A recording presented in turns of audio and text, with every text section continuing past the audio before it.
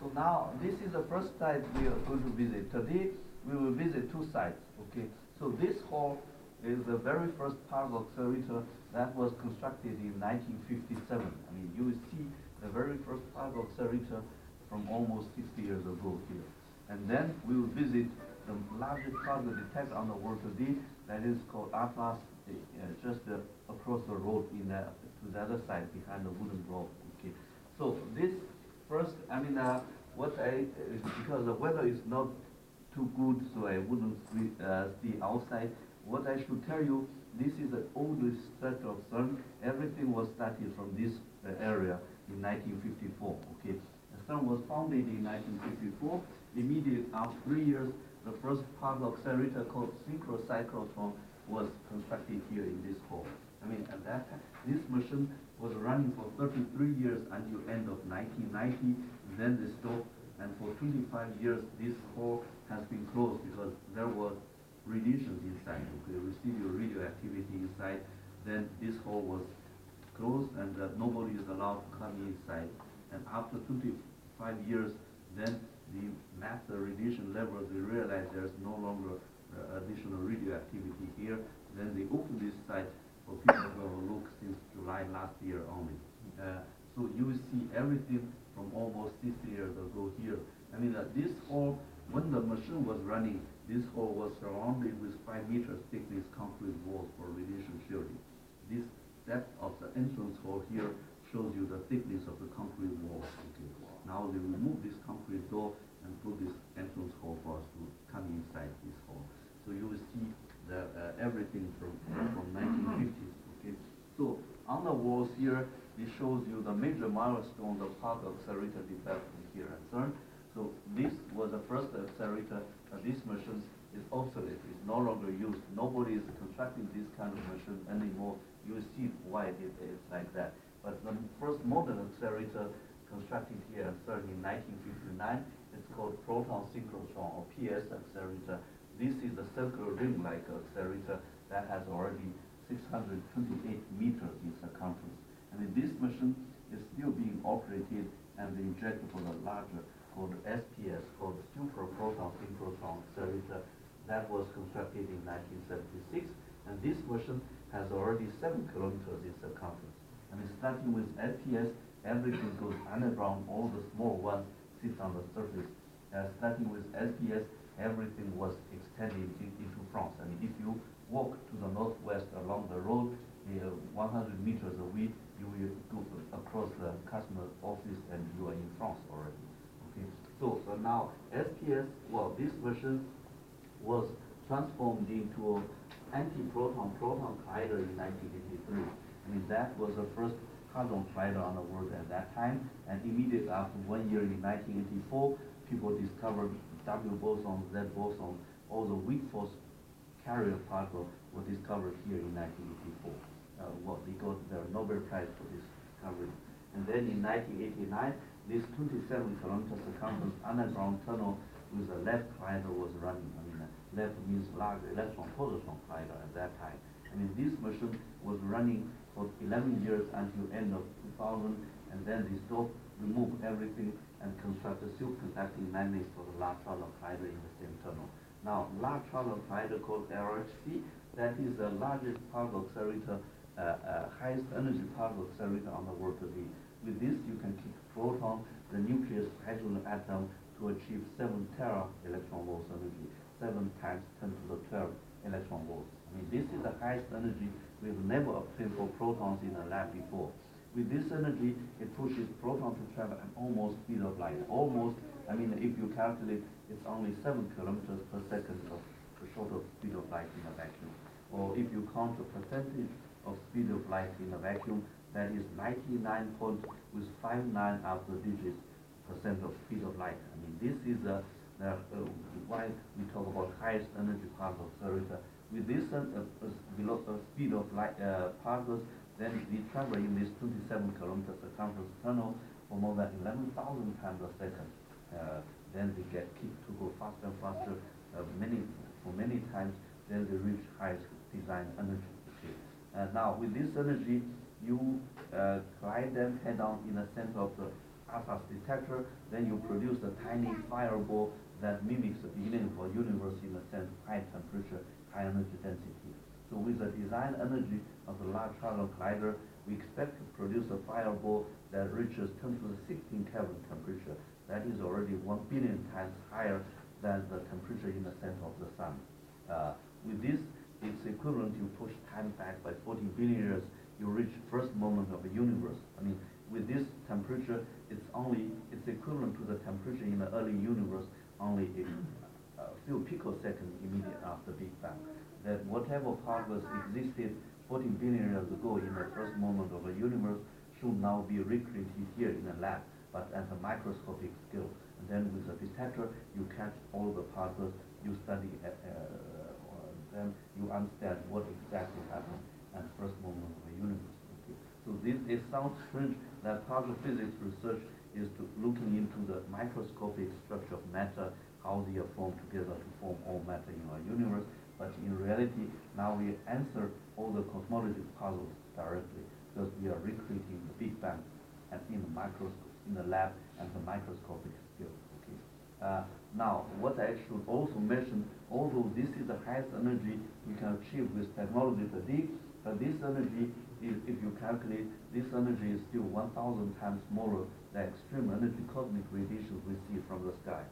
There are cosmic radiation particles coming from the deep space. Sometimes some of them can reach 1,000 times higher energy than what we can achieve here today on the lab here. So this means next time if somebody tells you this machine will produce a mini black hole that will swallow our planet, we will all disappear. I mean, this you would immediately think this is not true, because if this could happen, we would have gone a long time ago. Because 1,000 times higher energy particles combining on top of atmosphere all the time, they produce similar process in the atmosphere as what we are producing here in the lab. And we are still alive on the surface, proves there is no danger from this machine. And indeed, after 3 years of operation, we have found the Higgs boson, and nothing bad like that has happened so far. So we are still alive on the surface. Okay. Anyway, so this is the largest particle accelerator, highest energy particle accelerator. In order to realize this, I mean, you can imagine particles flying at almost speed of light in a vacuum. Why they circulate on this 27 kilometer circumference tunnel? Because we apply very strong magnetic field to force them to go in a circular ring in order to pass by this electrical field again and again for several tens of millions times before they reach desired energy. Now, in order to force 7 teraelectron or proton beam to circulate in this 27 kilometer circumference tunnel, we have to produce 84,000 Gauss magnetic field, or 8.4 Tesla magnetic field. This is a very strong magnetic field. I mean, if you don't work with magnetic field, you may not realize how strong this is. What I can tell you, just to give you an example to compare, when the Earth rotates from the west to the east, this produces a ring current inside the Earth that produces a North Pole, South Pole with geomagnetic field. That is only half a Gauss at the maximum on the surface. Now we have 84,000 Gauss magnetic field here in a particle accelerator here. This is very strong. In order to produce this strong field necessary to pass 7 teraelectron or proton beam to circulate in a circle, we have to put up to 13,000 amps of electric current in the keyboard. I mean 13,000 amps. Again, if you check at your home, you may need 20 amps for your electricity consumption. You don't need 13,000 amps. I mean, for 13,000 amps of current to flow in a copper cable, you need a copper cable with a diameter of 20 centimeters if you work on at room temperature. Now, this strong cable will be heated up with strong current. Then you need a water pipe to cool down this huge cable itself. Now, with such a huge cable with water pipe cooling, there's no way to construct a magnet collar anymore. Okay. Then CERN was forced to make this self-conducting magnet. You see the blue tube outside of the wooden globe. That is the one piece of this self-conducting magnet. The one piece of this magnet is already 50 meters long, 35 ton a piece. So one piece of such magnet already costs CERN 1 million Swiss francs. I mean, in the Large Hadron Collider, we have used 1,232 such a dipole magnet position along the circle that bend the trajectory of the beam to follow this circular ring. In addition, we have quadrupole magnets to focus beam, high polarity magnets to correct beam orbit to lead the beam path to wherever you want them to go.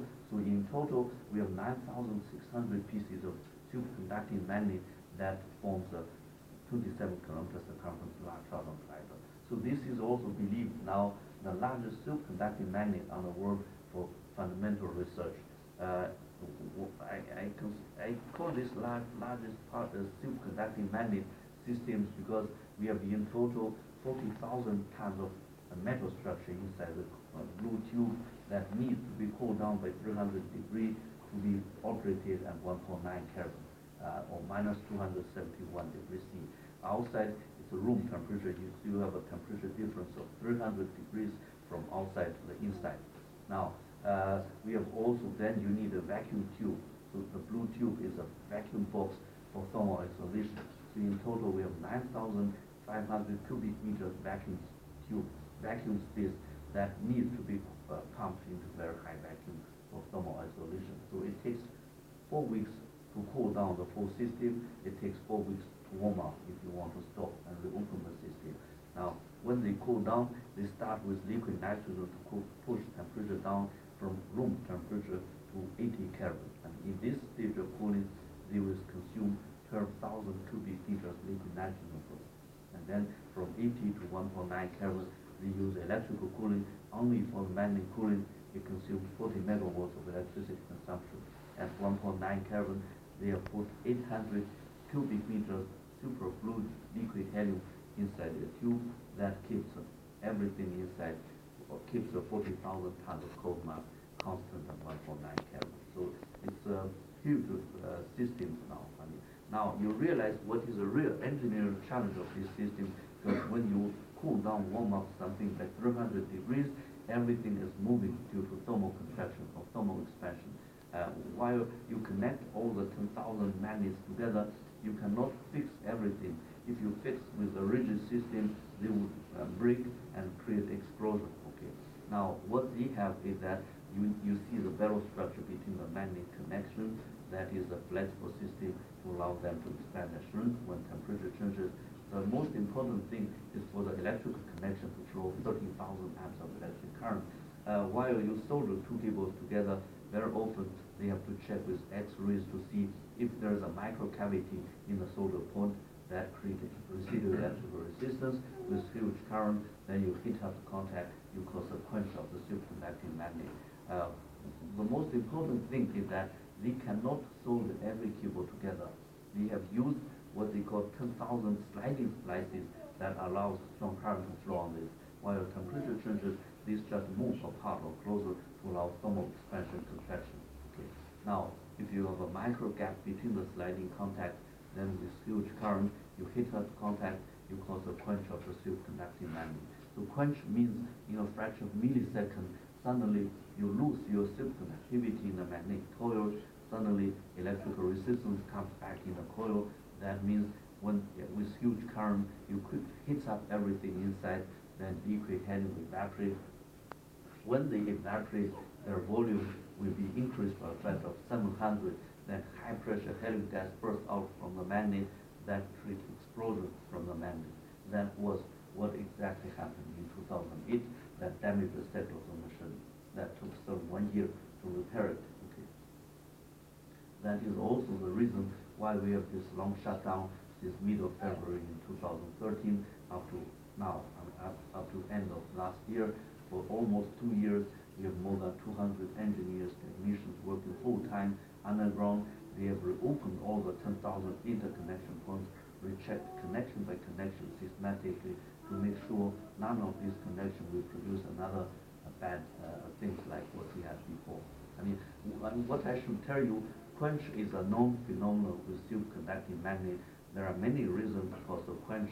Normally, we should have quench protection systems with valves bursting automatically to allow high pressure helium gas to be released that protects the system from being damaged. I mean, but unfortunately, in 2008, it was a case that the sector of the machine was damaged.